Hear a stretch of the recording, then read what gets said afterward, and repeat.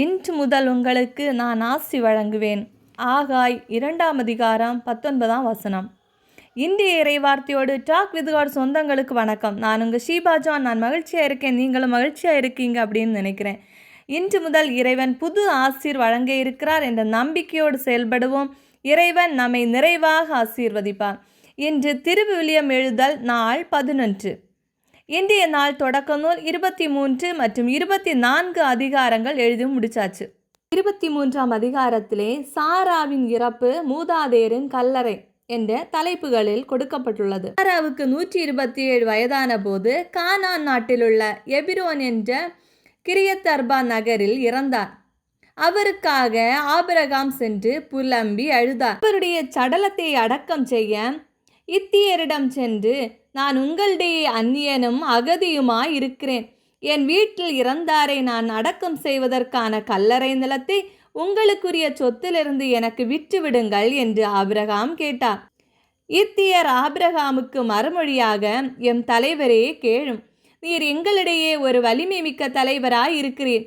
எங்கள் கல்லறைகளில் சிறந்த ஒன்றில் உமது வீட்டில் இறந்தாரை அடக்கம் செய்யலாம். வீட்டில் இறந்தாரை தன் கல்லறையில் நீர் அடக்கம் செய்ய எங்களுள் எவனும் மறுக்க மாட்டான் என்றனர். அப்பொழுது ஆபிரகாம் எழுந்து அந்நாட்டு மக்களாகிய இத்தியர் முன் தாழ்ந்து வணங்கி அவர்களை நோக்கி, என் வீட்டில் இறந்தாரை நல்லடக்கம் செய்வதை நீங்கள் விரும்பினால் நான் சொல்வதை கேளுங்கள். நீங்கள் சோகாரின் மகனான எப்ரோனிடம் எனக்காக பரிந்து பேசி அவருக்கு சொந்தமான அவரது வயலின் மூலையில் இருப்பதுமான மக்பேலா குகையை எனக்கு தரும்படி செய்யுங்கள். உங்களிடையே எனக்கு உடைமையான கல்லறை நிலம் இருக்குமாறு முழு விலைக்கு எனக்கு அதை விற்றுவிடும்படி கேளுங்கள் என்றார். அவர்களும் அவ்வாறே செய்தனர். எப்ரோனை நோக்கி ஆபிரகாம், நான் சொல்வதை தயவு செய்து கேளும். நிலத்திற்கான பணத்தை தருகிறேன், பெற்றுக்கொள்ளும். அப்பொழுதுதான் என் வீட்டில் இறந்தோரை அங்கு நான் அடக்கம் செய்வேன் என்றார். அதற்கு எப்ரோன் ஆபிரகாமை நோக்கி, என் தலைவரே, என் வார்த்தையை கேளும். நீர் கேட்கிற நிலம் 400 வெள்ளிக்காசுகள் தான் பெறும். நமக்குள்ளே இது என்ன? வீட்டில் இறந்தாரை அடக்கம் செய்து கொள்ளும் என்றான்.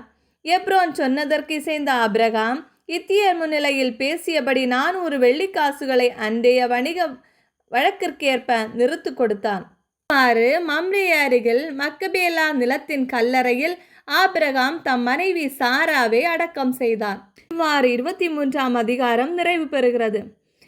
தொடக்க நூல் 24ஆம் அதிகாரம் ஈசாக்கு ரெபேக்கா திருமணம் விரைவில் சிறுகதை வடிவில் உங்களுக்கு வழங்க இருக்கிறோம். சாலமோன் அரசனின் ஞானமிகு தீர்ப்பு ஹெட்டிங்கில் ஸ்டோரி லிங்க் டிஸ்கிரிப்ஷனில் கொடுத்துருக்குறோம். செக் பண்ணி பாருங்கள் ஃப்ரெண்ட்ஸ்.